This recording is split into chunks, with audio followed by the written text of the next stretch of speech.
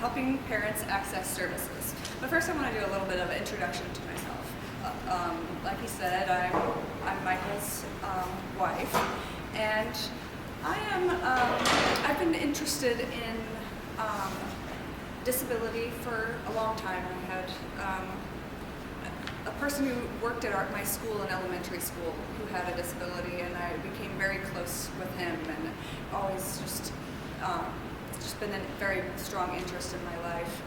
So I also have a master's in social work, and in undergrad I got a degree in psychology and therapeutic recreation. And in my therapeutic recreation degree I was able to really learn a lot about disabilities and how to work with people with disabilities to increase their capabilities in life. And so I went on and got my master's, and then thought, hey, I want to be a social work professor. No, I don't like academia that much. So I was like, really, I'm very passionate about advocating for people with disabilities and teaching them how to advocate for themselves, and helping people get access to the services they need, to get employment, to get housing and education. So I decided to create my own degree while I was at the University of Iowa. And my degree is now called Health and Disability Rights. And I combine coursework from all over campus.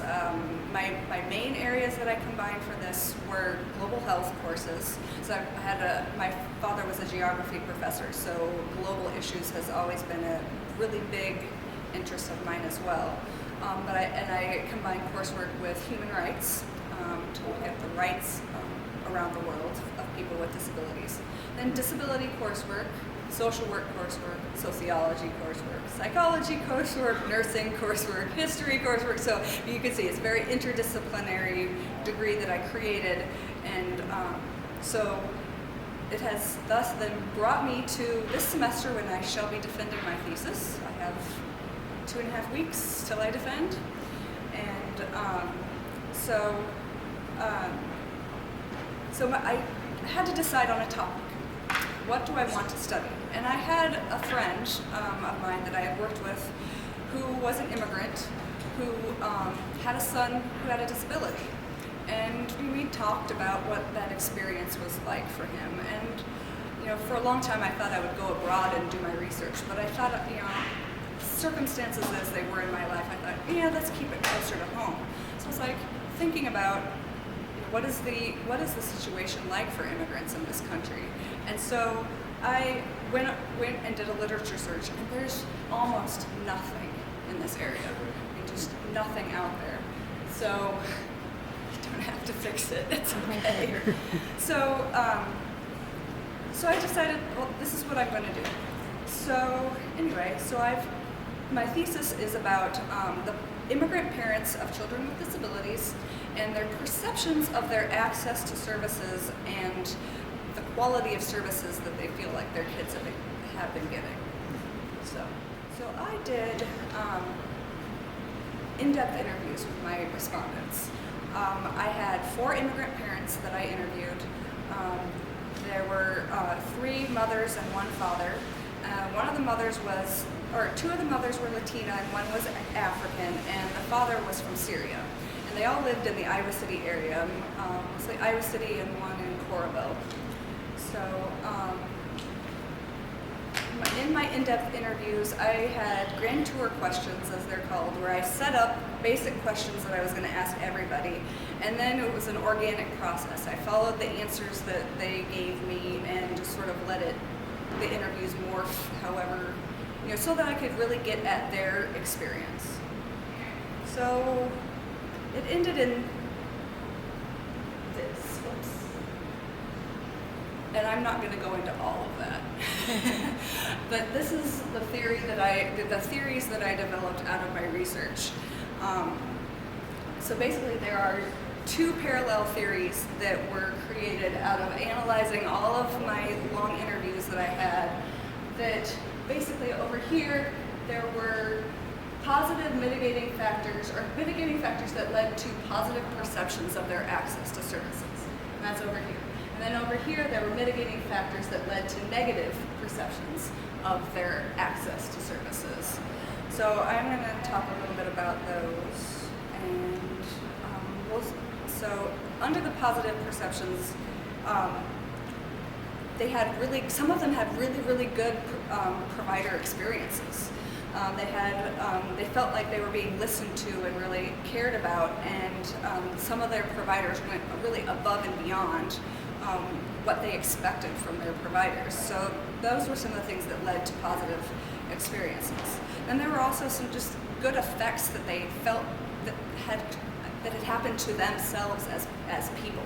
And I'll go into that a little bit more. And then community support was really something that they felt was critical to their effectiveness with their children. And so I'll go into that a little bit more.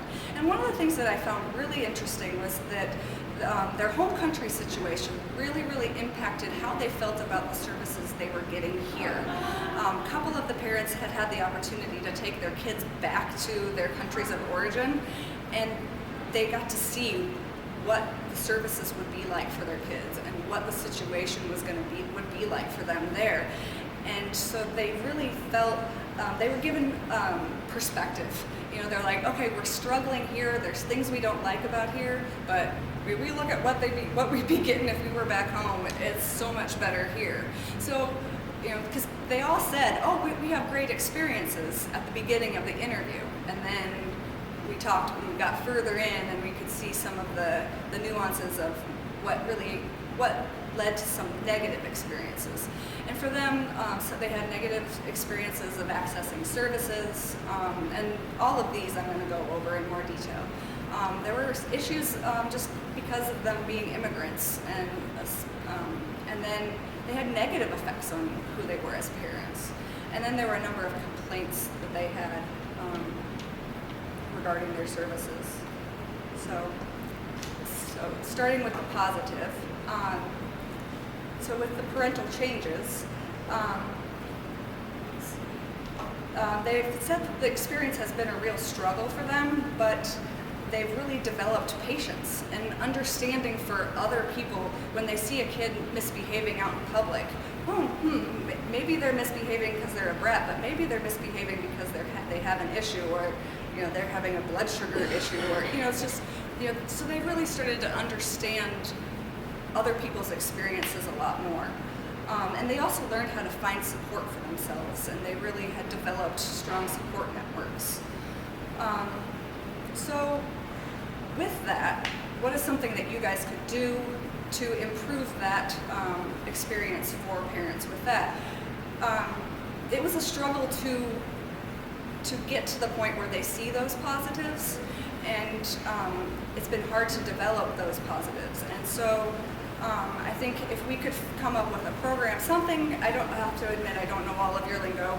I live with someone who speaks your lingo, but I don't know all of it. So, and really this is all brainstorming and just giving you ideas of ways that you can brainstorm and come up with ideas.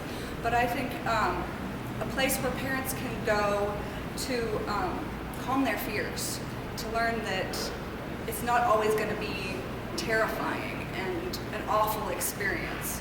A place where they can go when they're having a specific kind of problem, or they can go in and type in, you know, what have other people done when they've had this kind of problem, and you know, and then something will come up and they can learn about techniques that other people have used. Now there's some of that out there, but it would be nice. I would like to see things more streamlined for people, so that they don't have to search all over the place trying to find the answers that they're trying to find. Okay, so then second on here, oh sorry, I didn't switch it, I'm sorry. Here. Sorry, we're on this one. Becoming advocates. They felt like they had to become advocates for themselves, but more importantly for their children. And this was not always easy for some of these parents. They had to unlearn some things that they had learned in their childhood through their culture. One of the mothers spoke about how she had always sort of been taught to take what you get, and that you don't speak out if you need more. You just accept what you have. And she really felt like it got in the way of a situation with her daughter, where she and her daughter and the therapist were not clicking. It just wasn't working, and her daughter wasn't improving. And she had to learn to advocate for her daughter and to step up and say, wait, this isn't working, I need somebody new. But she felt like it took too long for her to get to that point where she knew, oh, it's okay, I can ask for this, and how do I do this? Because she felt like it really kept her daughter from progressing language-wise because she didn't do that. So we need to come up with, a place where people can learn those advocacy skills. A place where they can learn the importance of learning the advocacy skills, and then what those skills are, and what their rights are. What their rights are as a parent, and then what their child's rights are. And so that they know, oh, I can advocate for that. That is my right to advocate for that. And then the last effect on the parents was becoming researchers. They really had to learn how to go out there and find information, find resources, and find the information on their child's disability. And this was very difficult for at least one of the parents that I talked to. When her son was diagnosed, she was new to the United States. She didn't speak English very well, and she had absolutely no computer training. She didn't know how to use a computer, let alone how to go on the internet. And she had to struggle through that and learn how to use the computer and how to go out on the internet and find the information that she needed, as well as not being able to speak English all that well. And so it was a real struggle for her. So we need a place where people can go to learn about ways to do research on the internet, and how to find credible information, and how to find resources that are actually going to help your child, and somebody who's not trying to rip you off by saying, hey, do this over here, when that might not necessarily be what you want to do. So how do we teach parents, other people with disabilities, how do you teach them to get on the computer and find helpful information? So, okay. Community support was critical for these parents. And I think the biggest area that I found in the research was a support group that's available in Iowa City.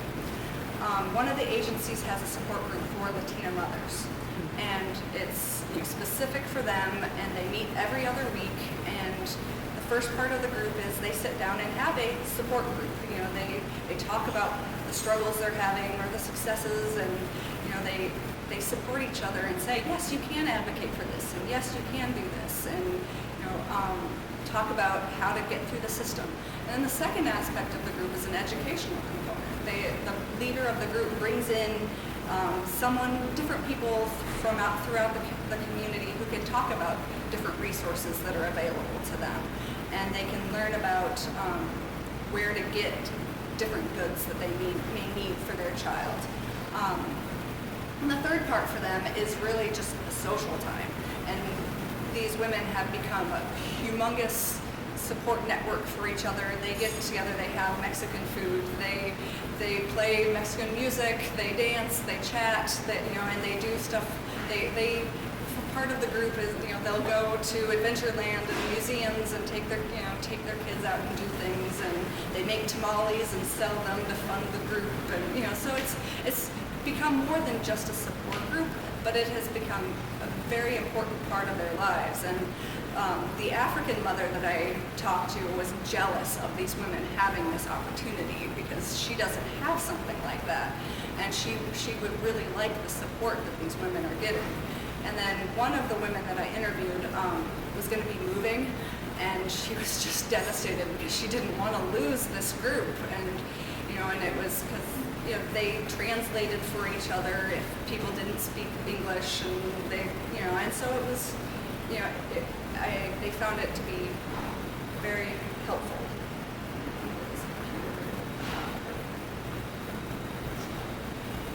So what can we do? the support groups. I have two aspects here. Online support groups. Whereas I think it's often better to have face-to-face. There are times where online support groups can be more helpful. And I think we need culturally based support groups and disability-based support groups, regional support groups for people who live in a certain region, and so that they can help each other find resources within their own region. And part of that because Iowa is so rural. There's so many people who aren't able to get to a larger community to have a face-to-face support group. It's not possible. And so any way that we can help people find that support, if it be online, I think would be incredibly helpful. And I think it would be helpful for deaf and hearing impaired individuals as well, because finding someone to translate at a support group can be difficult. And so if you have something that's online, you don't have to be able to hear to be able to communicate. So and then another thing was, as I said, I think face-to-face support groups can be very helpful. But how do you start a support group? We need a place to go where people can, online, where they can learn, what are the important aspects of a support group? What makes it work? What have people tried that have worked? What have people tried that haven't worked? Even things like, well, where do we hold it? Just all sorts of different things. What maintains a support group? Rather, a lot of people will start a support group, but it will fall apart and dwindle. How do we make one that is actually helpful for people? And if there was a site that people could go to where they could really learn about the ins and outs of what is working for other groups, so that they can really do that. And then another aspect of support in the community, in Iowa City, at the same agency that has the support group, they have a list where the parents who are interested in being a resource to other parents can put their names down with their phone numbers or emails, and other parents can then contact them. And I think it's great, but it's only available to people who use that agency. And so I would like to have it have a place where people could go online, find a parent who has a child with a diagnosis that's similar to your own child's diagnosis, maybe the same age group, something that so you can really connect and they can understand the situation that you're going through. I think that would be really helpful. They could either just write to each other online or be able to connect by phone or in person, but it would be a place where they could connect. So then we're going to get to a little bit more of the negatives that they experienced and how we can try to help with the negatives. So accessing services can be really difficult, and the first step can be incredibly difficult, the diagnosis. And the process of getting a diagnosis, at least for some of the disorders, can be incredibly long. Just the waiting lists to see a clinician to be diagnosed can be incredibly long. And then trying to get all the people who are involved in the life of that child to submit paperwork to the diagnostician so that the diagnostician knows, oh, the child is doing this at school, and the child is doing this at home, and the doctor sees this, so if there were a way to get to submit that information online, because you get this piece of this long big thing of paper that you need to fill out. Well, then you've got to send it in. What happens if you lose it? There's all these complications. And I would like a place where you could see what other people are also saying, so that you can have some input, so that you get a full picture of what this child is like out in public, rather than what diagnostician sees in 30 minutes with the child. What is the child's life like? And then about the waiting list, I really don't know how to solve the problem of having really long waiting lists.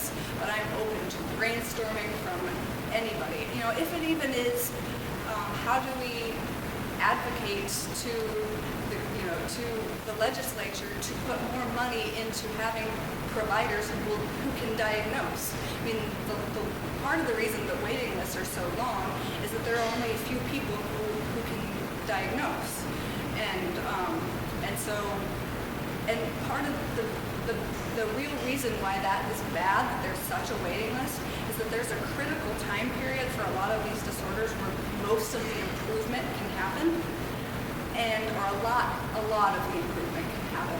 And if the diagnosis doesn't come until after that or late in that period, that child is not going to be able to have as much improvement as they could if we had the diagnosis earlier. And my mother is here. I work at her preschool, and we have a child with autism. And we knew he had autism at the beginning of the school year. Well, he didn't get diagnosed until February, and we were struggling. I mean, he's made an enormous amount of improvement because we've gone out and done research, but we were not able to get any help to come in until he had that diagnosis. And his appointment kept getting pushed back and back and back. And so we could have been helping him even more during that time if he were able to get that diagnosis earlier, and we could get people to come in and say, oh, he's doing that. Here's some suggestions on how to deal with that. So any brainstorming on that front would be excellent.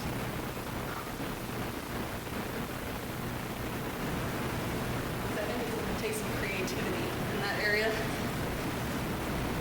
So the immigrant issues that they ran up against. Racism. I don't think it was, I know that it wasn't always intentional racism, but I think there were a few situations that the parents talked about that were intentional, but most of the time it was unintentional, things that people assumed or expectations that people had that got in the way of the parent accessing the help that they needed to for their child. And also the cultural effect, like I said, about the woman speaking up for her child. I mean, she felt that it was because of her Latina background that she didn't speak up and to get the help that she needed. So what can we do about that? And I know cultural competency is becoming more of an aspect of education for providers. But there's a lot of people who are out there working who haven't had the opportunity to have that cultural competency training. And cultural competency training, you learn about your own beliefs and your own ideas about power and all of these things, and then how that relates to people from other cultural backgrounds and theirs. And I would like to be able to have program and app where people can go in and have an interactive cultural competency experience. One that is comprehensive so that they can learn about many, many different types of cultures and where they can learn how, I think a big part of it is power, and people do not understand how much power, as a provider, how much power you have, and how that relates to someone coming in who's a woman from a culture where men are in power, or anyone in power gets to have a say-so, and you don't have any input. And also, just gender roles within the families. And the parents talked about how in some of their cultures, the man makes all the decisions, but the person who is dealing with the child most is the mother. The mother knows more of what the child needs, and so who do you talk to, and how do you communicate? The man is supposed to do all the talking in the appointment. So how but okay, so that's their culture. So how do you make that work? And so because we can't say, oh, that's horrible, because okay, that's what they've grown up with. That's their experience. So providers need to learn how to work within that system. And so if we had a really comprehensive, interactive, cultural competency kind of place where they can go, and I think that would be helpful.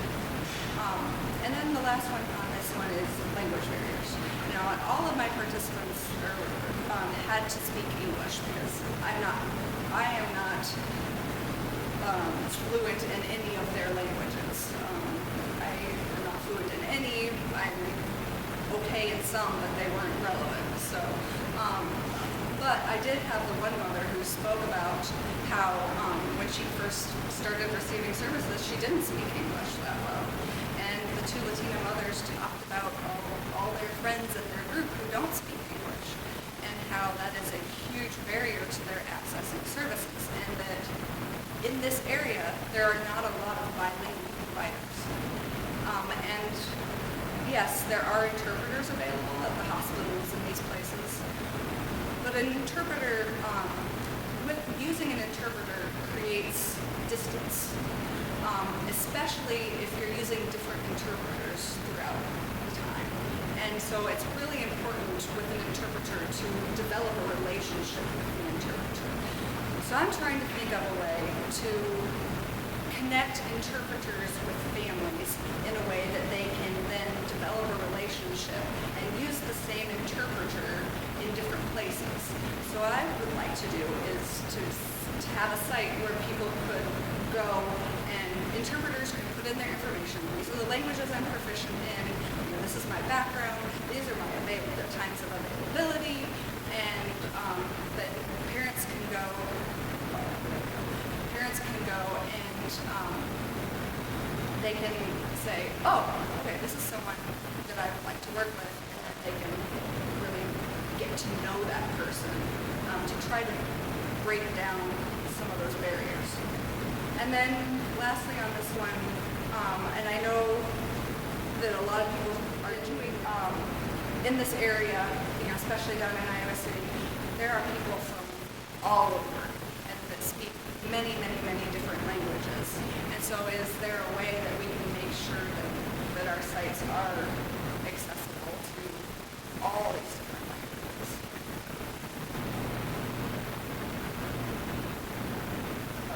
The biggest negative effect that the parents had was on work life.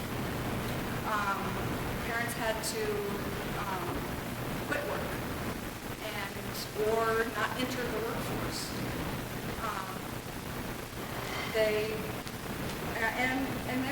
They're at a time that their prime working years. The time that all their friends are out working, and they feel like that's what they're supposed to be doing at this time of their life. So it has a really huge effect on their identity and how they see themselves. But it also has a huge effect on the family's finances. Having a child with a disability is incredibly expensive. There's so many things, just paying co-pays with providers, but also all of the equipment that is needed, and it's just incredibly expensive. So if one of the parents isn't able to work, that makes it even harder. So with that, I have a lot of friends right now in my life who are doing sort of online jobs, selling products and doing things that they're like, it only takes a few hours a week. And I was like, well, okay, would this be a possibility? But I don't want people to get pulled into a scam. How do you know what is a credible work opportunity that you can do online? And how do you know what's a scam and what's, and you don't want to sell stuff that's crap. So if we had a place where people could go and say, yeah, these are really good places to work for, to work with, and then also, how do you make it work for your family? How do you fit that kind of work into your family so that, yes, you have to spend time with your child, but how do you fit a few hours in it? And I think it would really help with their identity and with the finances if maybe they were at least contributing in some way.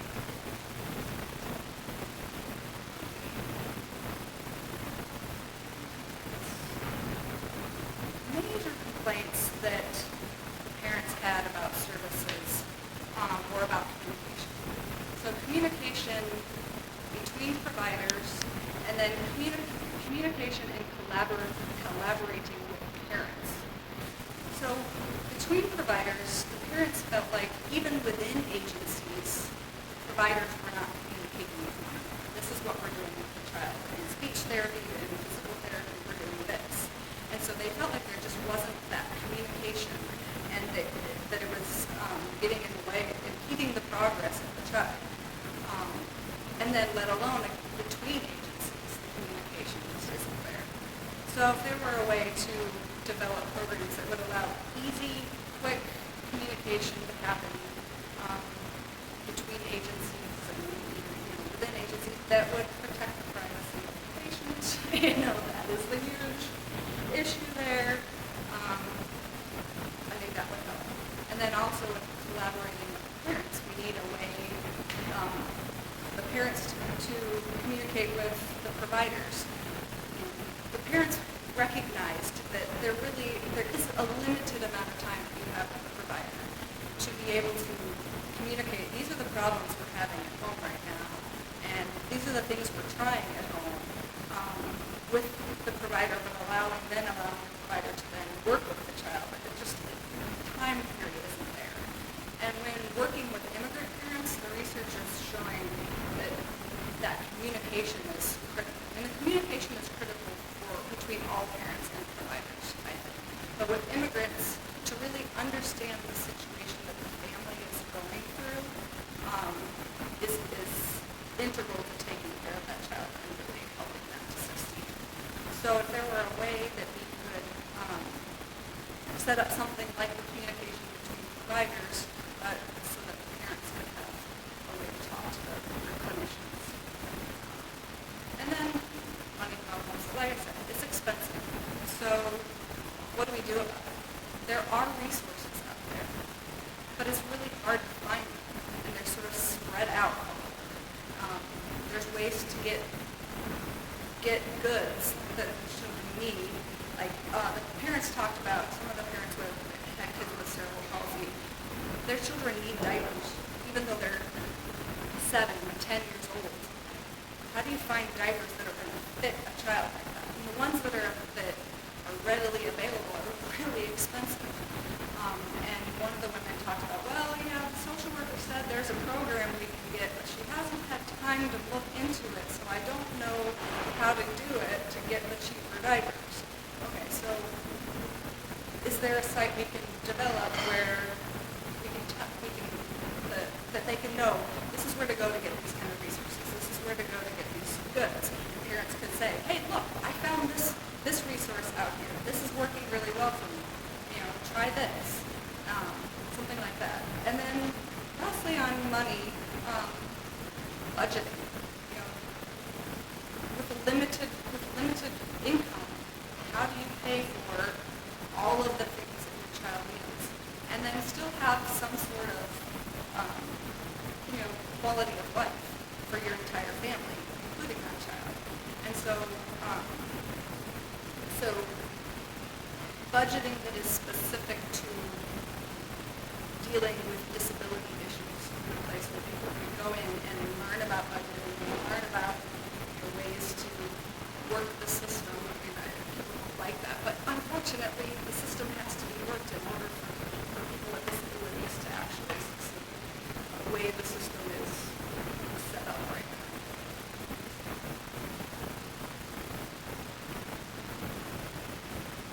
So in writing my thesis, my last chapter included a section on recommendations. And recommendations for providers, for school systems, for the DHS, and also for advocates. I feel like there's lots and lots of people who are advocates, and they really want to do the best that they can, but we need to develop resources for our local advocates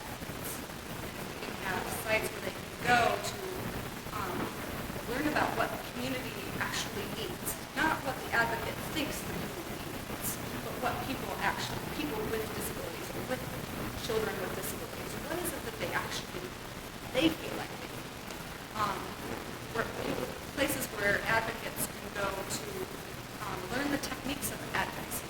You know, how do I go out there and fight for these things that I need, and that people need. And then a place also where they can come together to collaborate, to communicate with one another. Power is in numbers, you know, and how do you come together? And so a site where we can put all of this together. I mean, I think that's a big part of what I've seen is that it's, like I said, it's all out there, but it's everywhere. And how do we bring it together so that people don't have to go looking all over the place to try to find all of these resources? How is this going to help?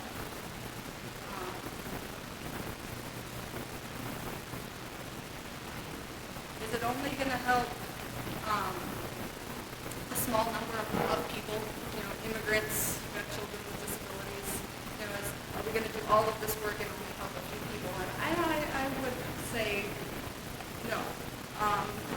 Immigrants with disabilities and immigrants with children with disabilities, this is also going to help culturally diverse populations who are not immigrants. These two groups are not really that small of a population in our country. Also, like I said, it's going to help rural families who need to get the services they need but are out in the middle of nowhere, where services just are not easily available. And to me, I think it's going to help all families. The parents talked about how, okay, we're struggling with this. And I said, well, do you think it's because of your status as an immigrant? And one of the mothers was like, well, in this situation, no, I talked to all these other parents and they weren't immigrants and they're having the same problem. You know, so it's like, okay, so it's not specific to these immigrant parents in some of these situations. It's a problem that all of these parents are having. So how do we improve the situation for all of them? And then all people with disabilities. And I don't think it's just going to help parents of kids with disabilities. I think it's going to help all people to be able to go out there and learn, how do I advocate for myself, or how do I find this information? By doing this work, I feel like we're going to affect a vast number of people. People with disabilities are the largest minority in this country. And so it's a lot of people to serve and a lot of people it's a lot of people who can contribute to society if they're given the opportunity. You know, in this situation, I'm an example of that. I have some hidden disabilities. And, you know, I'm getting my second master's degree and I'm going to go on to hopefully make a big effect on the world. But it hasn't been without help and without accessing the services and without learning to become more of an advocate and all of those things. And it's been a real struggle at times. So I'd like to make it easier for other people to do. Anyway, thank you. Questions?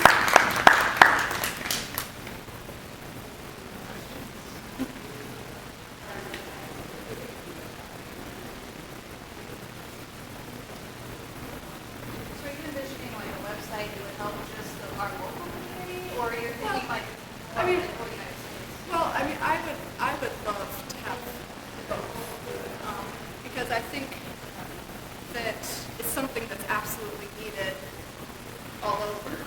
But also, I'd like to see lots of people do local ones or all over as well, because I think there's global